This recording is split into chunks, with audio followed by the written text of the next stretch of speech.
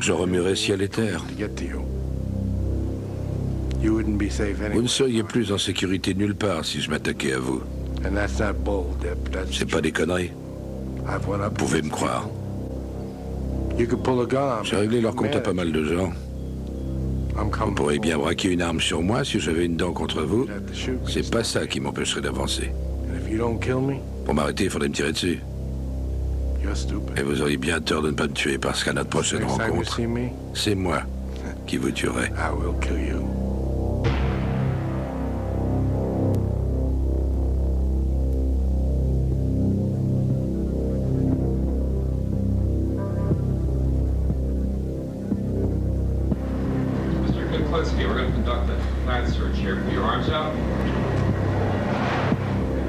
En 1991, la chaîne américaine HBO interviewe Richard Kuklinski, un tueur à gages appelé l'Homme de glace, pour une émission spéciale de la série America Undercover. Combien de personnes avez-vous tué? Ça doit aller chercher dans les...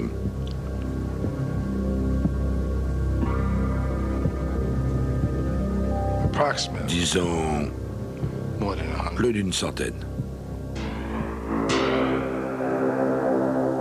Après toute une vie de tueur à gages, Kuklinski est finalement arrêté par un agent double équipé d'un micro-émetteur. You willing to go on a contract? If the price is right, I'll talk to anybody. Yeah, but how the fuck do you put it together, like, you know what I'm saying? Well, there's always a way, there's a will, there's a way, my friend. Richard Kuklinski est l'un des plus dangereux criminels qu'il y ait jamais eu dans ce pays. Il a tué par balle, par strangulation, en empoisonnant la nourriture de ses victimes. Il a fait tout cela en même temps, le tout en affichant une vie de famille des plus paisibles. Sa femme et ses enfants ignoraient tout de ses activités. Pourtant, nous détenons des preuves irréfutables qu'il a commis quantité de meurtres épouvantables. En 1986, les forces d'intervention du New Jersey contre le crime organisé mettent en place une souricière devant la maison de Kuklinski. Les hommes s'y mettent à 5 pour le neutraliser et lui passer les menottes. En effet, le tueur fait 1,95 m et pèse 136 kg. L'homme de glace est enfin arrivé au bout de sa carrière de maître du crime. Richard Kuklinski sait qu'il ne sortira jamais de prison. Il n'a rien à perdre. Aussi lève-t-il le voile sur ces années où il était tueur à gages pour le compte des Gambino, une famille de la mafia. Il parle des événements qui en ont fait celui que la police a appelé l'homme de glace.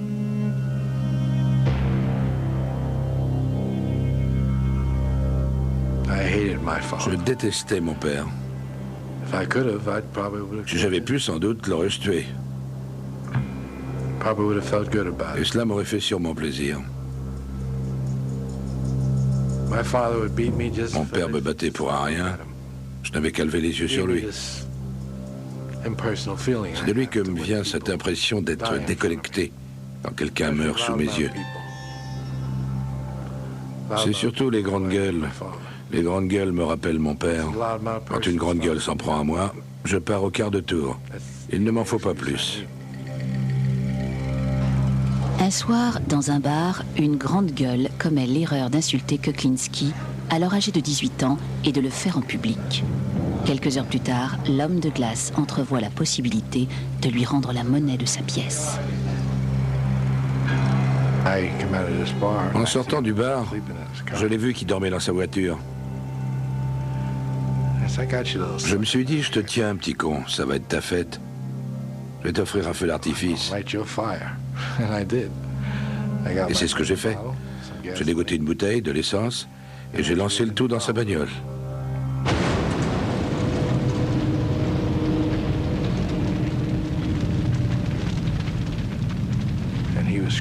Il fallait l'entendre hurler dans les flammes. Sa voiture brûlait.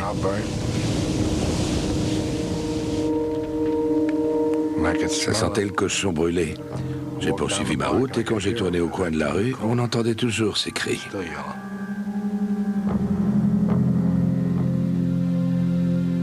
Là, c'était juste moi. Je l'aimais pas, ce type. Qu'est-ce qu'il vous avait fait? Il m'avait fichu en rogne.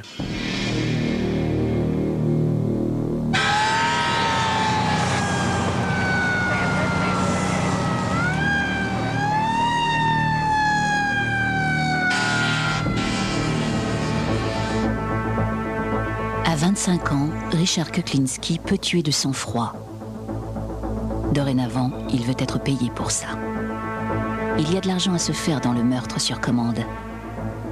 Pour faire preuve de ses capacités, il passe une audition devant Roy DiMeo, un patron de la mafia. Il m'a dit, bon, si tu dois te joindre à nous, ce que j'attends de toi, c'est que si je te dis de dessouder un type, tu le fasses sans poser de questions. J'ai répondu oui, ça devrait pouvoir se faire. Et lui, comment ça? Tu peux ou tu pourrais? Tu penses pouvoir le faire?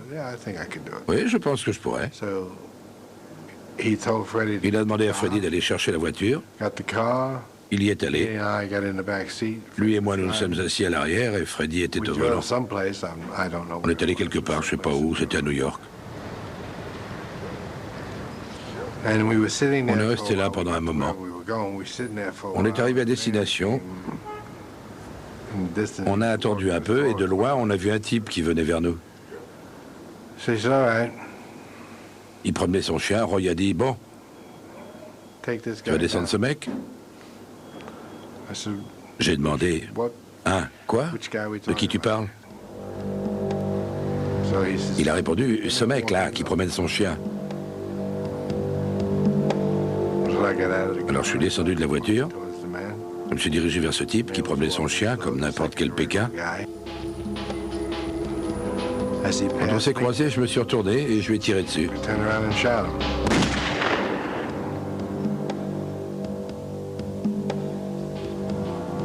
Freddy et Roy se sont arrêtés. Je suis monté dans la voiture et on est parti.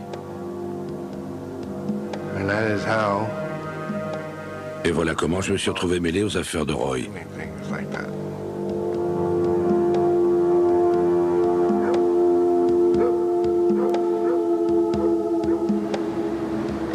Un bouge appelé Gemini Lounge à Brooklyn sert de repère à Roy DiMeo. C'est une véritable maison de l'horreur où plus de 100 personnes seront assassinées et coupées en morceaux en attendant que DiMeo et sa bande de tueurs à gages s'en débarrassent. Après avoir fait ses preuves, Kuklinski devient bientôt l'un des collecteurs de fonds préférés de DiMeo. Celui-ci passe des commandes que Kuklinski exécute sans poser de questions. Il voulait que je m'occupe de ce type, mais il voulait d'abord lui parler.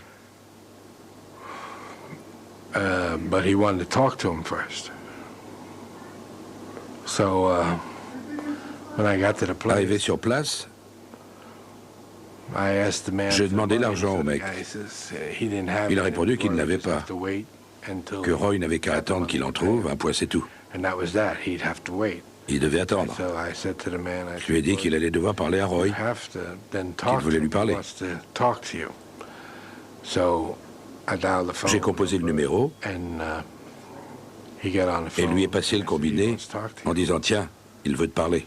Je suppose qu'une sorte de mise en scène devait lui faire croire que tout allait bien parce qu'il m'a rendu le combiné en disant « Je t'avais bien dit qu'il attendrait. Il est dans de meilleures dispositions, t'inquiète pas. Il veut te parler maintenant. » J'ai repris le combiné et Roy m'a dit « Tue-le. »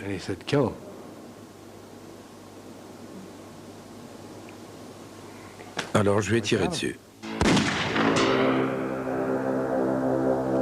J'ai raccroché, je suis parti.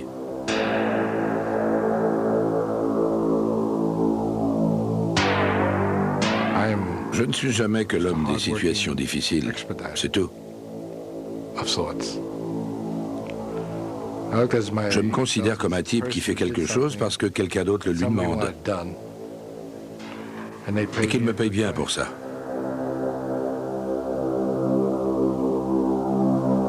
Au début des années 80, cela commence à sentir le roussi pour les Gambino. Une vaste enquête remonte jusqu'à leur patron, Paul Castellano.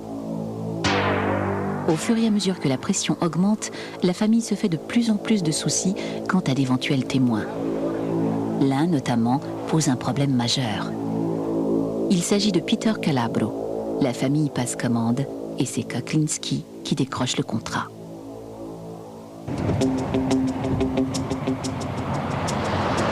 Le 14 mars 1980, Kuklinski roule depuis des heures sur une route enneigée de Saddle River, dans le New Jersey. Il attend un appel sur son talkie-walkie.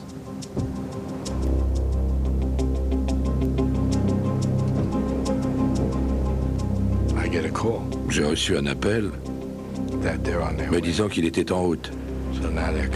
Il allait arriver. Il neigeait. Les routes étaient très mauvaises. La chaussée était glissante, verglacée. J'avais une camionnette. Je crois que c'est là, au dernier moment, que j'ai modifié mon plan. J'ai décidé de me garer sur la voie de droite. Cela me donnerait l'avantage parce que comme ça, en arrivant à ma hauteur, il n'aurait plus qu'une seule voie.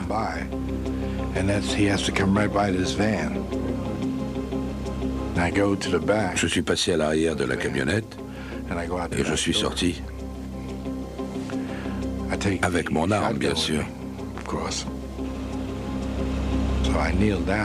Je me suis agenouillé, j'ai regardé sous la camionnette pour voir à peu près où il était.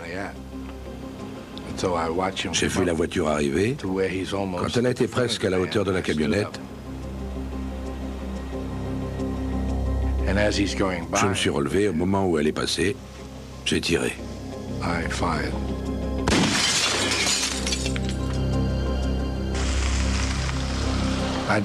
Je ne connaissais pas cet homme. Je ne savais pas quelle tête il avait, ni ce qu'il faisait. Le lendemain, j'ai lu qu'il était de la police.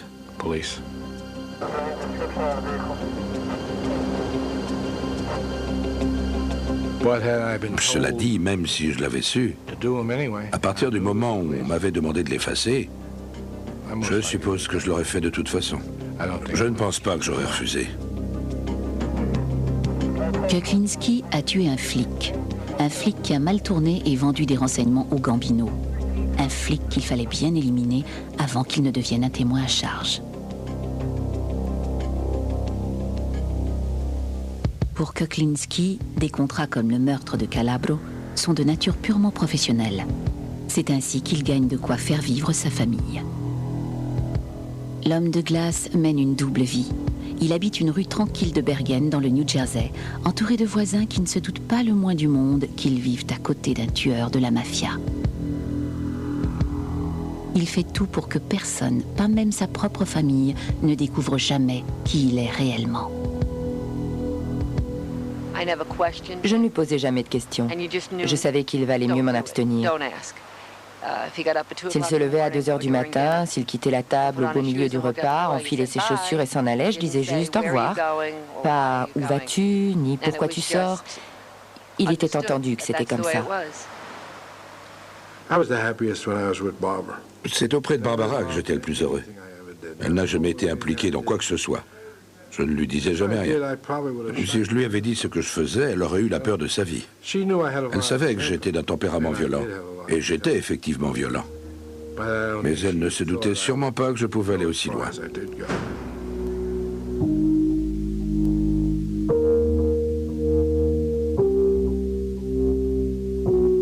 Le temps que Richard Kuklinski passe en famille est sacré. Toute intrusion le met en rage.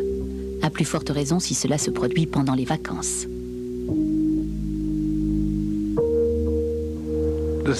Il y avait un type qui me devait dans les $1 600.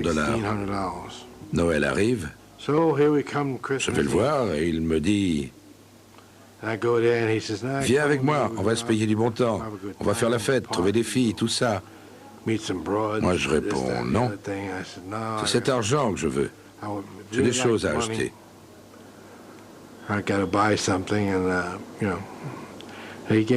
Et le voilà qui me raconte une histoire. Des salades. Je l'ai planté là. J'étais plutôt en rogne. J'ai pris un bus et je suis rentré chez moi.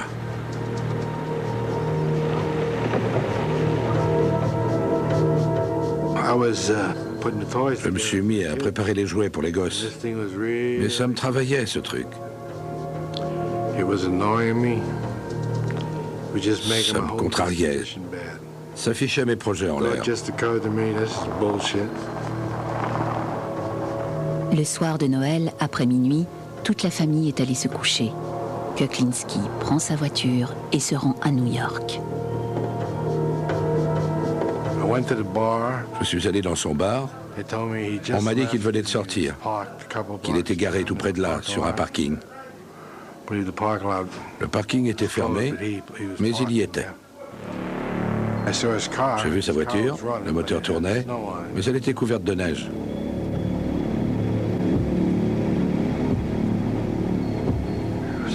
J'ai frappé à la vitre. Il m'a dit « Salut toi, content de te voir. Allez viens, monte ». J'ai fait le tour, je me suis installé à la place du passager et je lui ai parlé.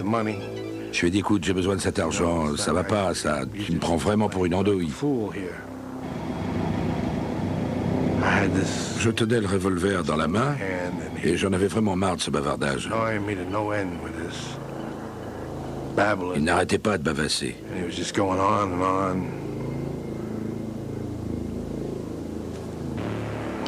Et j'ai tiré. Je ne voyais rien du tout parce que les vitres étaient couvertes de neige. Quand le coup est parti, l'éclair m'a aveuglé. J'ai vu 36 chandelles. Mes oreilles tintaient. Ça avait fait un bruit d'enfer dans une voiture. Je n'entendais rien, je ne voyais rien.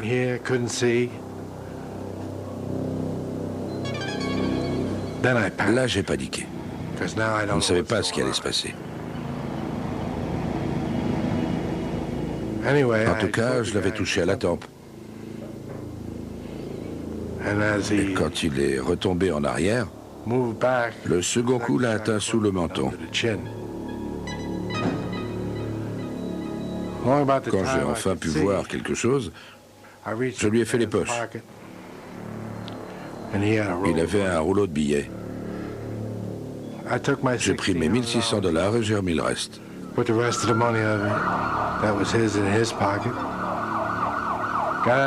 Je suis descendu de sa voiture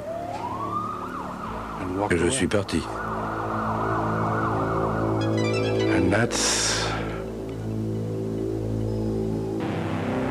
Voilà ce qui s'est passé un soir de Noël à New York.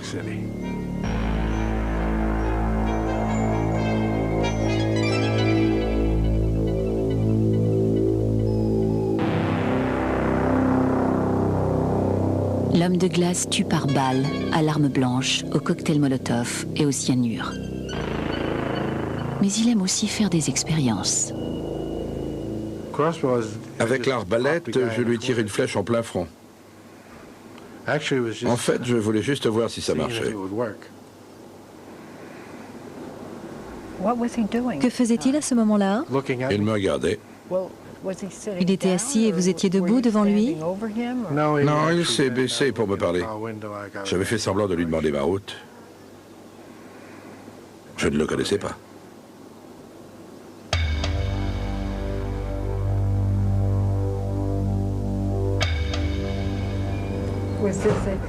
C'était un contrat, un coup de colère, quelque chose de personnel? Rien de tout ça. C'était quoi? Je voulais juste savoir si ça marchait, ce truc. Vous voulez dire que vous avez fait une expérience sur quelqu'un? C'est cela. Et ça a marché? Mais comment? Ça lui a presque traversé la tête. Kuklinski est toujours en quête de nouveaux modes d'opération pour ses meurtres. Dans les années 80, il fait équipe avec un homme surnommé Mr. Softy. Ce marchand de crème glacée à l'air débonnaire est en fait un expert en explosifs formé à l'armée, un tueur brutal et pervers.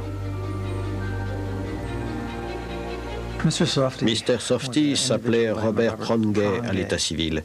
Il avait pour habitude de se déplacer à bord d'un camion de crème glacée Softy, d'où son surnom. Il s'est lié d'amitié avec Kuklinski Et ils sont devenus intimes. Il semble que ce soit grâce à cette amitié que Kuklinski a appris à manier divers poisons, notamment le cyanure.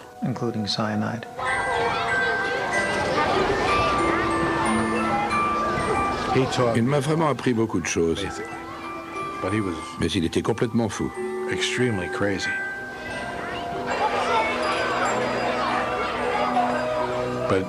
Il lisait toutes sortes de livres sur la destruction, l'art et la manière de détruire les gens. Il se déplaçait à bord d'un camion de crème glacée Softy. C'est comme ça qu'il dénichait les gens, repérait les lieux, élaborait les tactiques les plus efficaces. Il opérait parfois directement depuis son camion. Et il vendait des glaces. Exactement, les glaces de Mr. Softy. Il roulait dans un camion de crème glacée Mr. Softy. Vous avez vu? Il vendait des glaces. Il vendait des glaces aux gamins du quartier? Eh oui.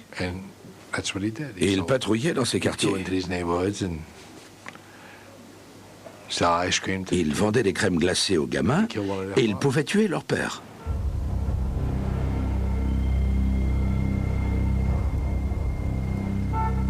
Le 9 août 1984, Mr. Softy est retrouvé mort, affalé sur la banquette de son camion de crème glacée. Il avait été tué de plusieurs balles dans la tête.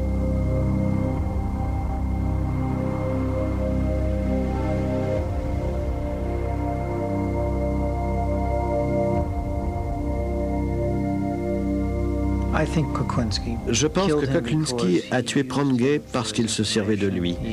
C'était une source d'information pour lui. Il utilisait ses connaissances. Sans doute accompagnait-il Mr. Softy dans ses virées, dans ses contrats. À un moment, il a dû se dire qu'il devait reprendre les rênes en main. Il avait peut-être dit à Kuklinski quelque chose qui lui avait déplu, qui sait. Quoi qu'il en soit, je pense que c'est Kuklinski qui a décidé de l'éliminer.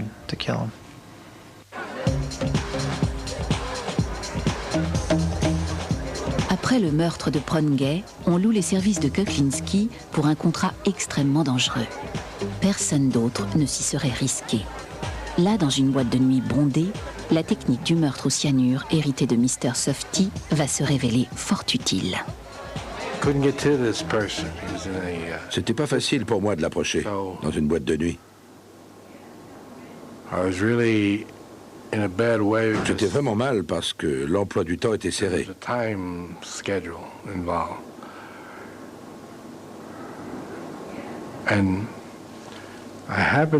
Alors j'ai regardé ces gens. Et il se trouve qu'il y avait quelques homos qui dansaient, discutaient, tout ça. Et personne ne leur accordait la moindre attention, quoi qu'ils fassent.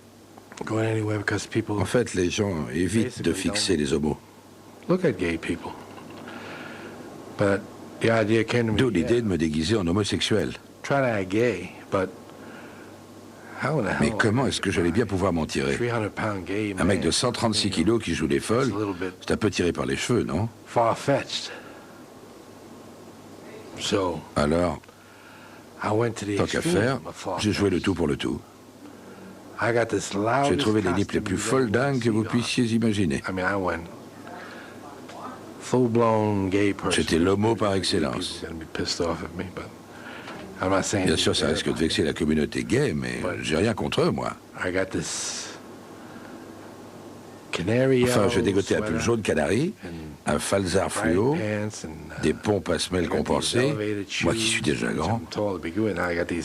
Et me voilà perché sur ces trucs à jouer les tantes. Je m'amène, je me mets à danser. J'étais là sur la piste et ils allument les lumières. Ces trucs-là, vous savez, les stromboscopes. S'il y a une chose que j'ai en horreur, c'est bien ces machins-là. On n'y voit rien, ça fait mal aux yeux.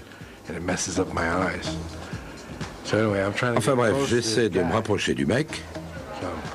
Et je suis là à déconner. Je faisais vraiment tapette. C'est comme ça qu'on dit, je crois. Je me rapproche de lui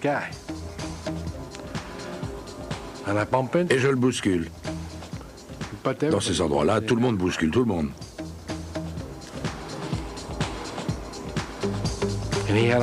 Mais lui, il a eu une crise cardiaque. Parce que j'avais une seringue hypodermique. Et quand je l'ai bousculé, je l'ai piqué avec. Qu'y avait-il dans cette seringue? Là, une crise cardiaque.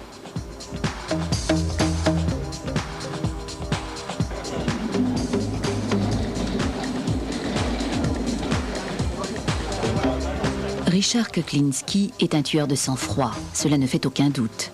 Et bien des gens pensent que c'est pour cela qu'on l'appelle l'homme de glace. Mais les forces de l'ordre ont une autre raison de lui donner ce sobriquet. Car pour brouiller les pistes, il met parfois ses victimes au congélateur pendant de longues périodes, entraînant une confusion quant à l'heure de la mort. Ce fut notamment le sort d'un certain Louis Masguet.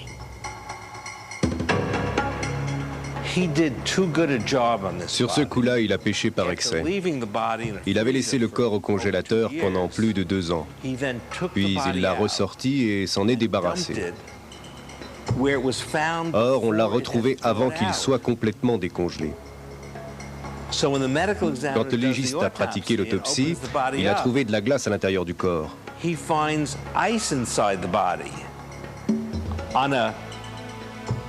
Et on était en plein été. L'expert s'est dit, il y a quelque chose qui cloche. La mort ne peut pas remonter à quelques jours. Une fois le corps de Louis Masguet découvert à moitié décongelé, l'étau commence à se resserrer autour de Kuklinski et de son patron Roy DiMeo. Sous la pression, DiMeo se met à paniquer. La famille a peur qu'il craque et n'en vienne à témoigner contre elle. Dans leur esprit, cela ne fait aucun doute. Il faut l'éliminer.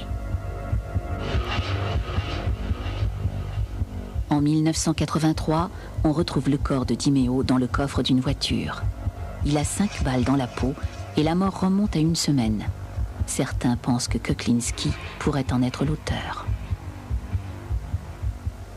Que savez-vous sur ce meurtre? DiMeo? On n'avait plus besoin de ses services et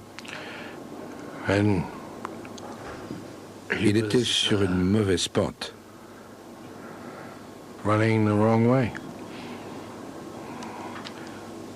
le monde pensait qu'il était sur le point d'aller chez les flics.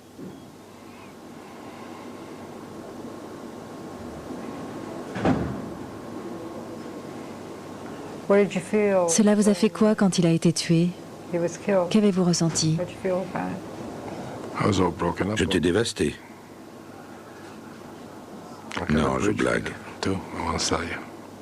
Quoi? Je vous mène en bateau. J'étais pas dévasté. C'est ma façon de faire de l'humour. Mais à ce moment-là, je me suis dit que ça ne pouvait pas toucher un plus chic type. Si quelqu'un devait mourir ce jour-là, il avait bien choisi son jour.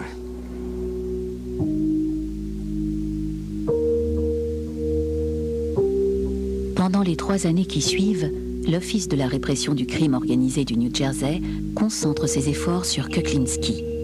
Celui-ci se sent acculé et se met à éliminer quiconque pourrait révéler ses activités criminelles. S'il vous donne du « mon ami », vous avez du souci à vous faire.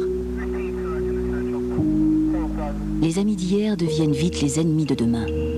L'un de ses amis reconverti en ennemi a été son associé. Son nom, George Maliband. Georgie boy. Le petit Georgie. Je l'aimais bien.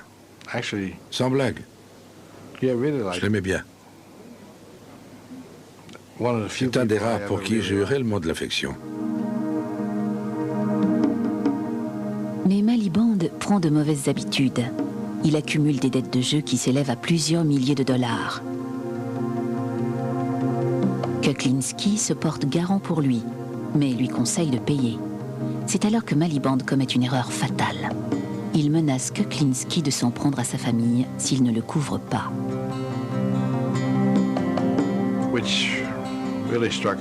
Là, il m'avait piqué au vif. Sur le coup, ça m'avait secoué, mais j'essayais de ne pas le montrer. Je pensais qu'il disait ça seulement parce qu'il était nerveux, qu'il débloquait. Apparemment, c'était plus grave que ça.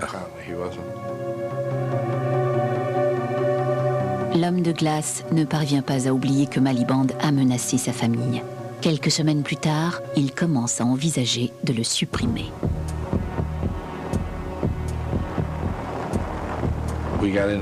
On est monté dans le break et je lui ai dit, George, tu penses vraiment ce que tu dis quand tu parles de t'en prendre à ma famille pour faire pression sur moi? Il a répondu, c'est le seul moyen de t'avoir. Le seul moyen de te coincer et de te faire faire ce que je veux que tu fasses, c'est de m'attaquer au tien. Je lui ai dit, c'est vraiment con ce que tu dis là, George. Sachant ce que ma famille représente pour moi, tu devrais bien te rendre compte que je risque de le prendre très mal.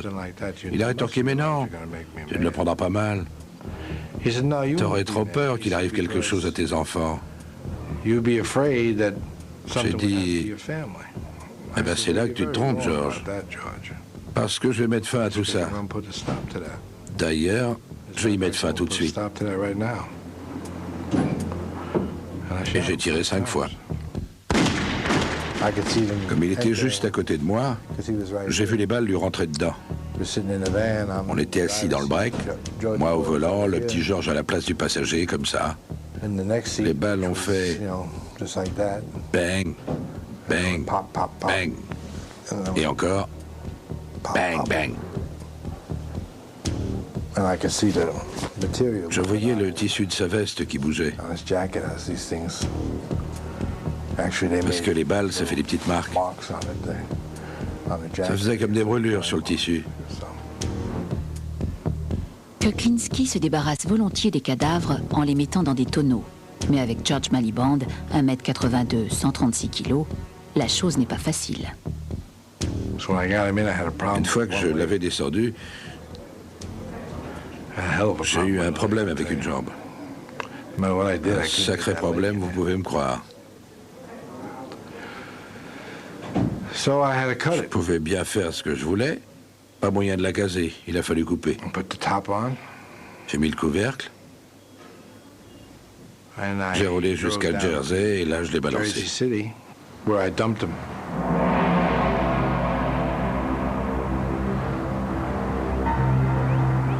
Le lendemain matin, un passant remarque un tonneau métallique renversé sur le côté. Il s'approche pour voir cela de plus près et voit une paire de jambes dont l'une, ensanglantée, a été démantibulée. Il s'agit du corps de George Miliband. Et la police sait bien que Kuklinski est le dernier à l'avoir vu vivant. La répression du crime organisé du New Jersey a dorénavant une mission bien précise. Réunir suffisamment de preuves pour arrêter et confondre Richard Kuklinski. Nous avons alors utilisé la méthode de l'infiltration. Un agent fédéral s'est introduit sous un faux nom dans l'entourage de Kuklinski. Dominique Polifron a su gagner la confiance de l'homme de glace et a enregistré des conversations où il raconte en détail sa participation au meurtre. Je me suis présenté comme un homme de main. J'ai dit que je travaillais pour la mafia de New York et que mon frère était un gangster. Et j'ai dit que je m'appelais Dominic Michael Provenzano. Dominic Michael Provenzano. I just have a few problems I want to dispose of. I have some rats I want to get rid of. Yeah. The only fucking thing I don't understand, don't you use a fucking piece of iron to get rid of these fucking people? Use this fucking cyanide? Why be messy? You do it nice and calm. Les enregistrements réalisés par l'agent secret permettent de démasquer Richard Kuklinski. Sa carrière de tueur à gages est terminée. Lors de son procès, ses proches comprennent qu'ils ignoraient totalement qui était Richard Kuklinski et que le terrifiant homme de glace et lui ne faisaient qu'un.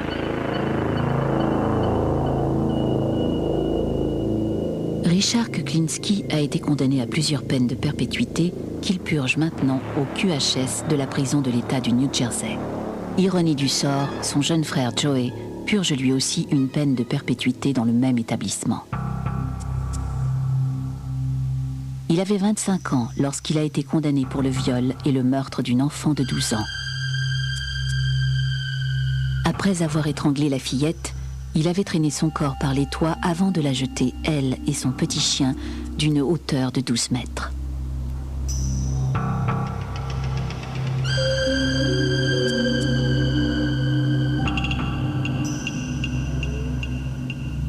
Est-ce que vous voulez parler de votre frère? De quoi voulez-vous parler? Il n'y a rien à dire.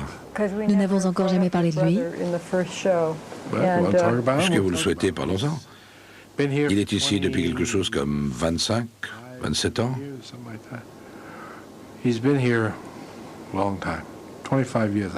T'as fait un bail 25 ans. Je ne suis pas totalement sûr, ça doit être dans ces eaux-là. Et il est ici pour meurtre? Oui.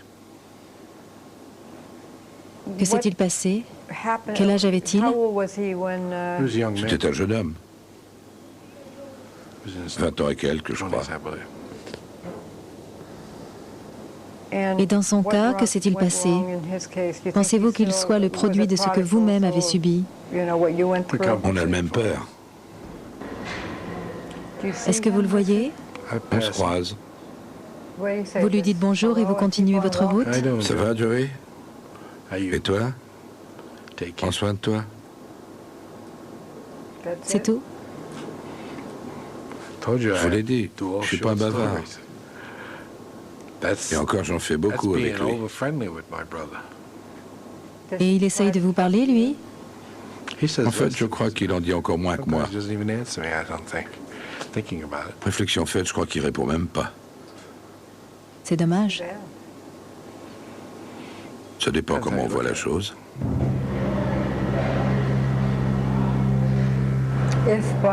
Richard, si par miracle vous deviez sortir demain, c'est une supposition, que feriez-vous? Mèneriez-vous la même vie ou feriez-vous autre chose? Non, c'est du passé maintenant. Ça fait 10 ans que je vis sans violence. J'ai plus vraiment envie de ça. Je crois que je ne pourrais même plus jouer le jeu. Je commencerai sûrement par me faire descendre moi-même. Non, je ne recommencerai pas. J'aimerais bien me retirer dans un endroit calme et tranquille, sans porte qui claque, sans cris ni hurlements. Ce que je voudrais en fait, c'est juste un endroit où pouvoir penser tranquillement.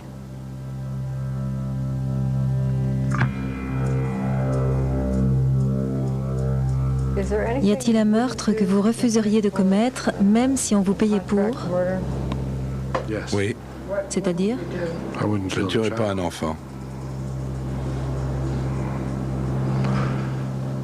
Et une femme non plus, sans doute.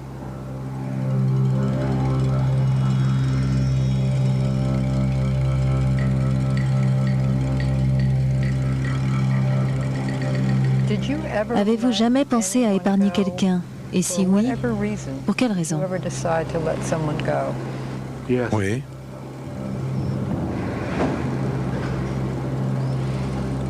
Mais après réflexion, je l'ai tué quand même.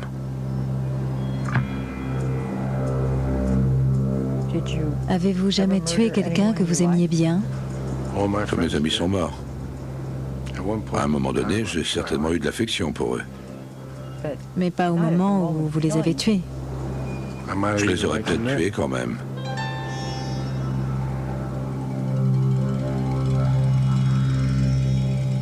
Le code d'honneur du milieu, ça n'existe pas. Vous savez, j'ai atterri en prison à cause d'un ami de 30 ans. Je l'aimais bien. Quelle erreur. J'avais un ami de trop. Je purge maintenant des peines de perpétuité à cause de ce seul ami. C'est le seul ami que je n'ai pas tué.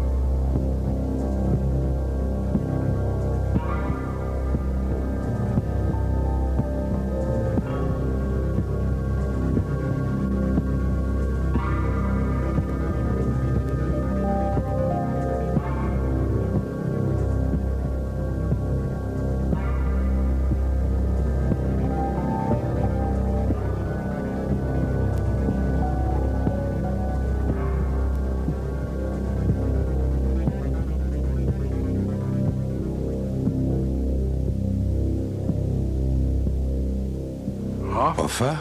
Oui. Je ne sais pas, je ne sais rien sur Jimmy Hoffa. Bon, enfin, disons que la rumeur... La rumeur, c'est qu'il aurait été enterré dans une voiture japonaise. On raconte qu'on l'a pris fourré dans un tonneau, qu'on a mis le tonneau dans le coffre d'une voiture, laquelle aurait été mise dans un broyeur avec d'autres voitures, écrabouillée, et le tout aurait été envoyé au bout du monde. C'est ce que j'ai entendu dire. Je ne sais pas. La dernière fois que je vous ai posé la question, vous disiez qu'il s'agissait d'une Toyota. C'était peut-être une Toyota. Une petite voiture japonaise.